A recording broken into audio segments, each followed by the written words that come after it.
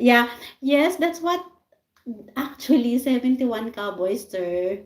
My only goal why I am here to YT because my plan was to help to create a better community to help street children by gift giving. But then my video doesn't work at all and I'm not earning any profit at all.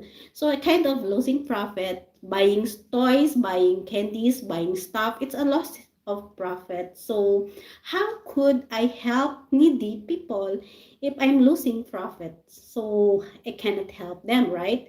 So I was thinking like to do live also if one day my live goes viral and then get a little coins, a little penny from that live, then it's okay.